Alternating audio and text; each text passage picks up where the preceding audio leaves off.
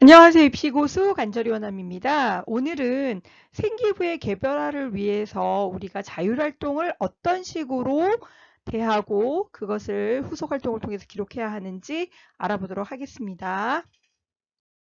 일단 자율활동에는 무엇이 있고 어떤 의미를 갖고 있는지 알아보면요. 자치 적은 행사에 해당하는 학교 활동을 적도록 되어 있습니다. 자치는 학생들이 자치적으로 어떠한 단체를 만들어서 다양한 활동을 하는 것을 얘기하는데요.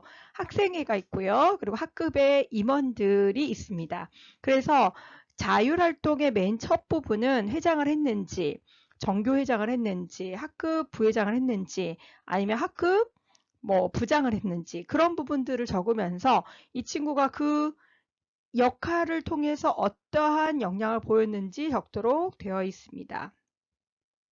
그리고 두 번째는요, 적응인데요. 학교 활동을 하면서 다양한 교육과 교육 과정을 통해서 그 안에서 계획되어 있는 여러 가지 활동을 하고 또 체험하는 것들을 의미합니다. 특별교육을 받는다거나 아니면 학급에서 1년 동안에 어떠어떠한 활동을 하겠다고 요즘은 그 학년부 전체에서 계획을 짜서 각 반별로 다양한 활동을 미리 사전에 교장선생님 결재를 받고 이것을 자율활동에 적는 분위기이기도 합니다. 그래서 학급에서 친구들의 다양한 전공 관련 활동이나 그 교과에서 보여주지 못했던 관심을 충분히 어필할 수 있는 기회가 있는 것입니다.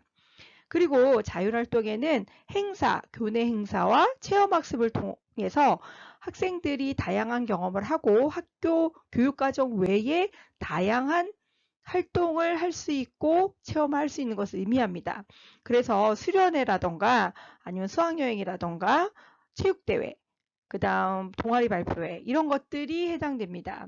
그래서 자율활동에는 이러한 다양한 활동을 1년 동안 어떤 식으로 할 건지 학교에서 교육과정을 세운 다음에 세세하게 그 날짜에 맞는 활동을 하고 그것을 기록하고 있습니다. 자율활동은 대부분 같은 날 많은 인원이 같은 활동을 하기 때문에 비슷한 내용으로 적어주는 경우가 많았습니다.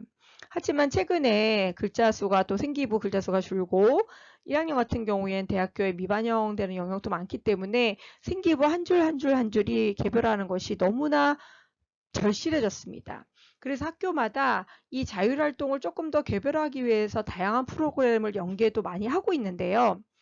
어, 대회와 연계를 하거나 소감문을 써서요. 그리고 독서록을 통해서 연계하는 활동까지 많이들 하고 있습니다. 만약에 학교에서 이 활동을 해주지 않는다면 우리는 이러한 동영상 강의를 듣고 또는 설명을 듣고 후속 활동을 하셔야 합니다. 보고서를 쓰거나 소감문을 쓰거나 아니면 관련된 책을 선정하셔서 독서를 하고 독후감을 제출하는 것이지요. 그리고 이러한 행사를 할 때에 수련회라든가 수학여행이라든가 체육대회를 했을 때에 조금 더 자기 전공과 관련해서 연계된 활동을 계획하고 행하면 좋습니다. 체육대회를 할 때 대부분 운동을 열심히 하거나 응원을 열심히 하거나 페어플레이를 한다거나 그런 내용들이 나오는데 조금 더 깊이 있게끔 그 체육대회에 내가 무엇을 할 수 있는지 고민한 다음에 그 활동을 하시고 그리고 기록이 될 수 있게끔 하시면 좋을 것 같습니다. 무엇보다 중요한 것은요, 기록인데 이 영역을 기록해 주시는 담임 선생님과 충분히 사전에 상의하셔야 합니다. 그래서 어떤 형태로 어느 선까지 준비를 했을 때 기록이 되는지 충분히 상의를 하시면 좋겠습니다. 결론적으로 모두가 똑같은 날짜에 한 활동으로 복붙이 되게 하면 안 됩니다. 물론 요즘 그대로 복붙을 하진 않지만 비슷하게 학생의 그 개성을 느낄 수 없을 만큼 그렇게 그냥 두리뭉실하게 적고 있는 경우도 많기 때문에 학생의 전공 적합성 그리고 인성 부분이 어필이 되게 하되 에피소드를 통해서 누가 봐도 이 친구의 이러이러한 활동, 근거 활동을 통해서 어떤 학생이 그려지는지 보이도록 해야 하는 것입니다. 그러면 직접 자율활동을 비교해서 한번 보도록 하겠습니다. 기록을. 자, 왼쪽부터 보면요. 학급회장, 날짜를 쓰게 돼 있어요. 1학기 기간인 것 같아요. 3월 1일부터 8월 14일까지. 으로써 학급회의를 주도하고 면학 분위기 조성을 위해 노력함. 전국에 있는 모든 반장들이 좀 그런 편이죠. 안 그런 반장도 있지만요. 개성이 드러나지 않아요. 그죠? 양성평등 교육에서 젠더 감수성을 이해하고 평등을 위한 여러 가지 상황을 이해하고 실천하기로 함. 실천하기로 했는지 안 했는지는 알 수가 없지만 대부분 양성평등 교육을 하는 이유가 이러한 것들을 학생들이 알고 실천했으면 좋겠다는 의미에서 진행을 합니다. 그래서 그런 뉘앙스로 기록을 하고 있고요. 동아리 발표회에서 부스를 운영하여 다양한 체험을 하게 함. 그쵸. 동아리 발표회를 하는 거는 우리 동아리에서 어떠한 그 개성이 넘치는 그 동아리 색깔이 넘치는 부스를 운영하면서 많은 학생들이 다양한 부스를 돌아가면서 체험 활동을 합니다. 그것을 통해서 이 동아리에서 어떠한 부스를 운영하는 거는 굉장히 인상적이었고 또 굉장히 많은 학생들이 도움을 받았다. 뭐 이러한 목적을 두고서 동아리 발표를 하거든요. 근데 이 왼쪽 자율활동을 보면 기록을 보면 학생의 개인적인 개성이 하나도 없죠. 그냥 교육을 받았고 회장을 했고 동아리 발표를 했다. 외에는 뭔가가 없습니다. 그치만 자 오른쪽에 있는 것을 볼게요. 자, 이 부분 어떻게 바꿀 수 있는지 보겠습니다. 학급회장으로서 학급 진로 신문 제작을 주도하고 희망 진로인 의학 관련 기사를 스크랩하며 교과서 이론과 비교하여 의학신문을 만듦. 자, 이 친구가 반장으로서 학급 진로 신문 제작을 주도했대요. 반장이 이제 주로 팀을 나눠서 영역별로 진로 신문을 만들게 한 것 같아요. 그리고 희망 진로, 이 친구가 의대를 가고 싶어 하는 친구라는 거죠. 그래서 관련 기사를 스크랩하고 그냥 기사만 스크랩해서 그냥 이 준비를 한 게 아니라 교과서에서 배운 이론을 비교해서 의학신문을 만들었다는 거죠. 30명 정도의 같은 반 친구들이 학급 진로 신문을 다 같이 제작을 했지만 이 회장의 경우는 본인의 관심인 의학 관련 기사를 어떤 식으로 해서 어떻게 만들었는지 적혀 있습니다. 개별화가 잘 되어 있고 디테일한 내용은 자소서에 어필하면 되겠죠. 자, 양성평등 교육에서 생물학적 차이를 주제로 생명공학적 탐구를 해봄. 보통 양성평등 교육은요, 왼쪽에 나와 있는 것처럼 젠더 감수성 이해하고 또 평등을 위해서 여러 가지 상황을 그때그때마다 적절하게 이해하여 실천하기로, 실천을 해보기로 하는 교육을 하는 영상을 보는 거죠. 그런데 이 친구 같은 경우에는 자, 양성평등 교육에서 남녀가 갖고 있는 생물학적 차이를 주제로 이 친구는 본인의 관심인 생명공학적으로 접근을 해서 탐구를 해봤다는 건 탐구 결과물을 제출했다는 의미인 거죠.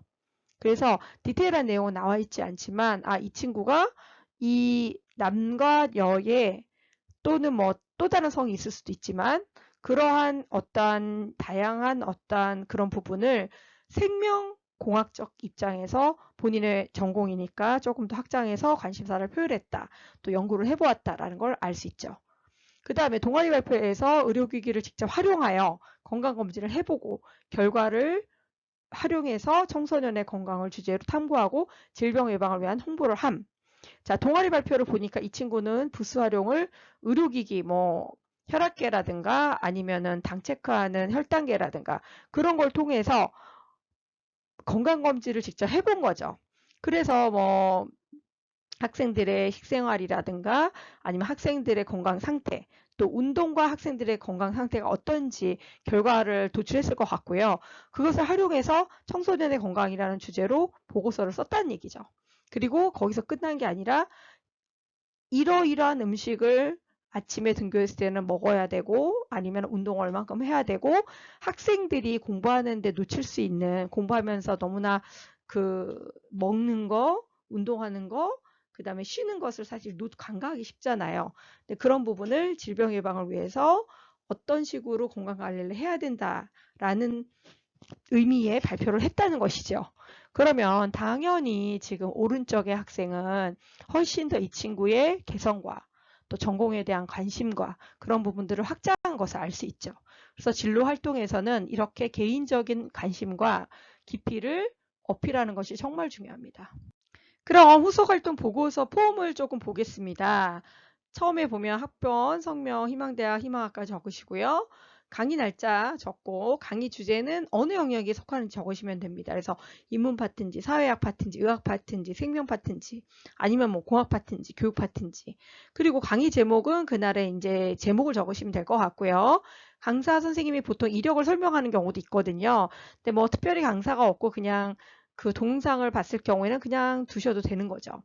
그리고 중요한 거는 이제 여기부터인데 강의 내용을 적으시고요. 핵심 내용과 주요 부분을 잘 보일 수 있도록 정리하시면 됩니다. 그리고 그 다음에는 자신이 이 동영상이나 강의 내용을 통해서 어떤 식으로 성장을 하게 되었고 느꼈는지 진로 관점, 본인의 진로, 관심사에 대해서 연계하면 훨씬 더 좋겠지요.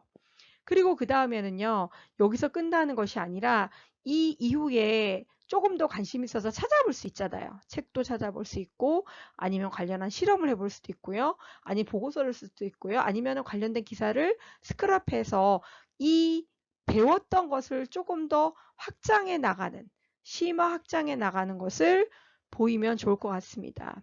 그래서 이 활동을 통해서 본인이 갖게 된 호기심, 관심을 어떤 식으로 보충해서 추가적으로 활동을 했는지를 적어보면 좋을 것 같습니다. 자, 이 보고서의 양식은 그야말로 예시본입니다. 그래서 이것을 응용해서 사용하실 수도 있고요. 학교마다 또 보고서나 후속 활동에 대한 그 안내가 다르기 때문에 그것을 참고해서 진행하시면 좋을 것 같습니다. 자율활동에 대해서 알아봤는데요. 정말 자율활동은 개별화하는 것을 학생이 적극적으로 참여하고 또 기록을 위해서 선생님과 충분히 상의하는 과정이 필요합니다. 여러분들이 코로나 때문에 지금 학교에서도 여러 가지 활동을 좀 많이 멈추고 있는 상황이지만 학교마다 또 나름 어떠한 활동을 또 준비해서 하시기도 하고요. 학생들의 참여를 유도하기도 합니다. 학교에서 하는 모든 활동은요, 학생들에게 도움이 되고 또 학생의 성장을 이룰 수 있는 다양한 경험을 주기도 합니다. 이것에 대한 확장과 후속 활동을 통해서 여러분의 관심사와 역량과 전공적 합성을 드러내면 좋을 것 같습니다. 구독과 좋아요, 알림 버튼 눌러주시면 좋을 것 같고요. 다음에 생기부의 개발을 위해서 다른 영역을 또 알아보도록 하겠습니다. 감사합니다.